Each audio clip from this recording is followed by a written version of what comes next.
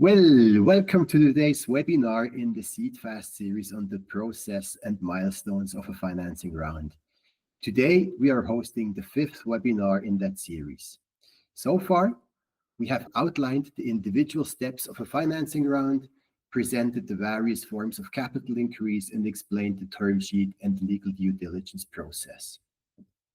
Today, we are approaching the halfway landmark in the course of a financing round and are focusing on the enormously important investment agreement. Legal documents play a vital role in financing round, and besides the term sheet that we discussed 4 weeks ago and the shareholder agreement that we will discuss next time, the investment agreement is one of those important legal documents. Alain from Lex Futura is the legal expert who can tell us what an investment agreement is and what its typical contents are. But first, as always, I would like to draw your attention to the opportunity to submit questions, and we will be happy to answer your questions. But right now, I would like to hand over to Alain, and I'm really curious to learn more about the investment agreement. Thank you, Dominic. Let's dive into one of the most important agreements of a financing round, the investment agreement. On the next slide, you see where in the process or when in the process an investment agreement is negotiated. As Dominic pointed out, last time we discussed the legal due diligence, before that the term sheet, and after or while the legal due diligence is being conducted, we negotiate, or the investors and the company negotiate the investment agreement and the shareholders agreement.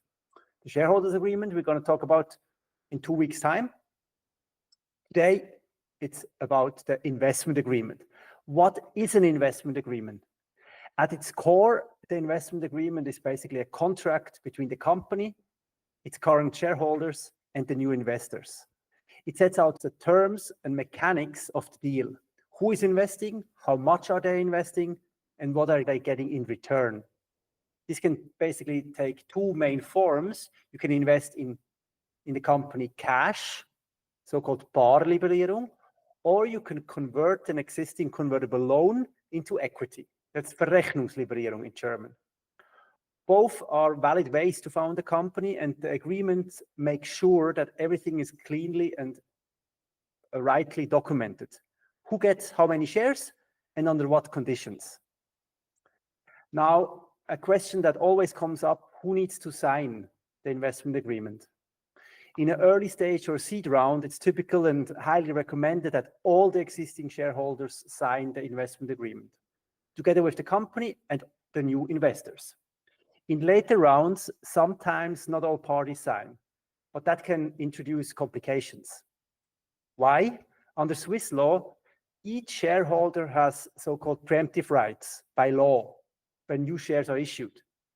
If someone does not sign the agreement and has not explicitly waived the preemptive rights, they might come forward later and tell, hey, I want to subscribe for shares too, which creates legal uncertainty and potentially delays. So try to have all the existing shareholders on board. It's clear, and avoids surprises. So what's the actual content of an investment agreement? It typically starts with the description of the capital increase. How many shares are issued? What is the issue price per share? Sometimes you have different issue prices, which is possible. Which investor is subscribing to how many shares? And whether the contribution is made in cash or via a loan conversion, as just described before. This is then followed by the procedural steps. When does the general meeting take place? When is the board resolution passed? And what else needs to happen to formally carry out the capital increase?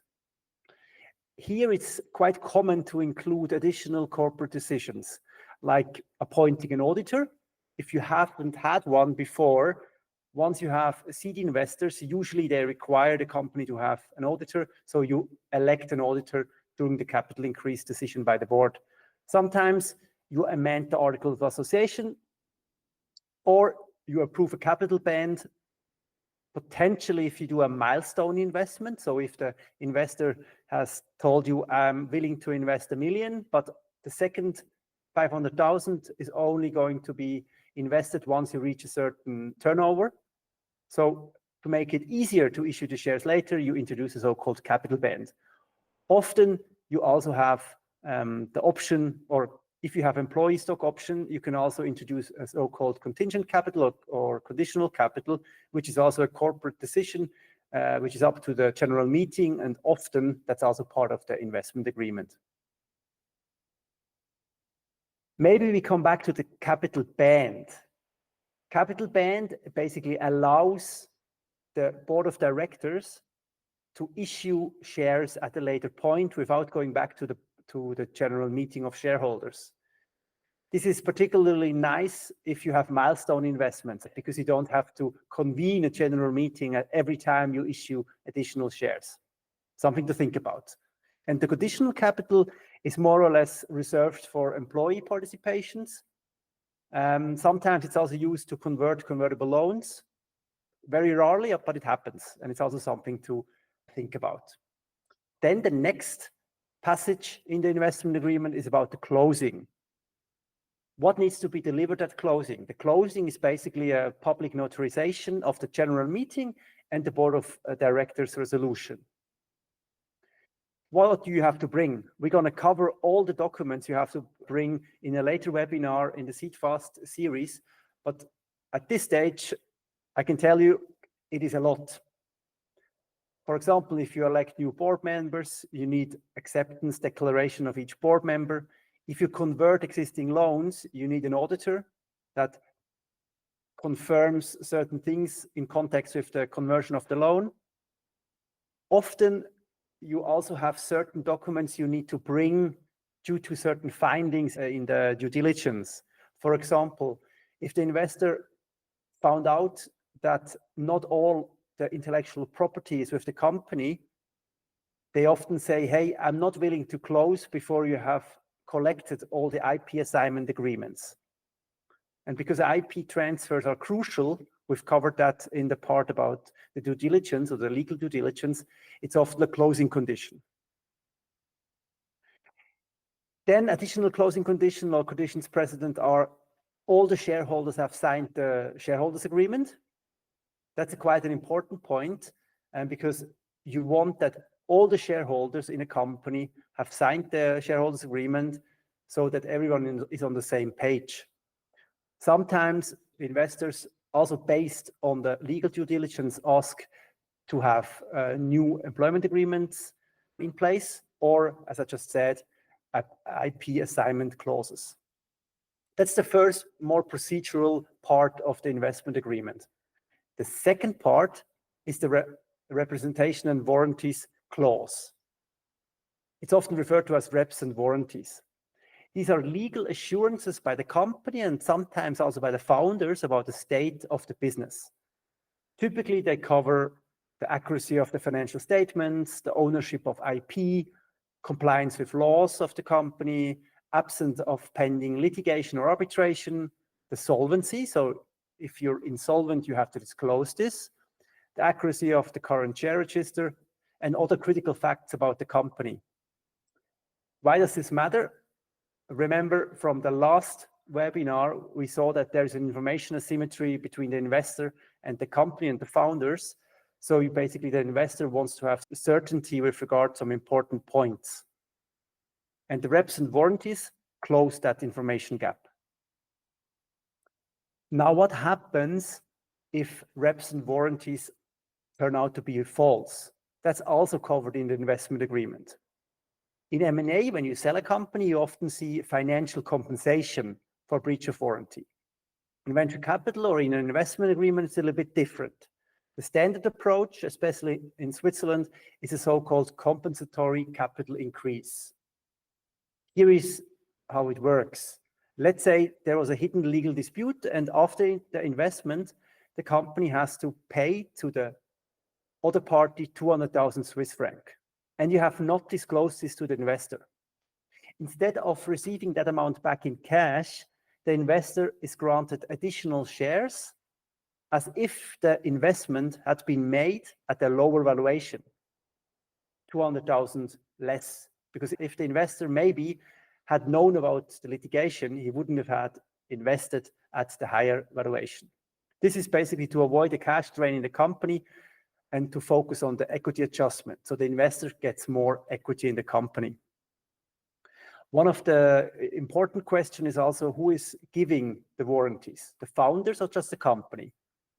This is usually a major point of negotiation.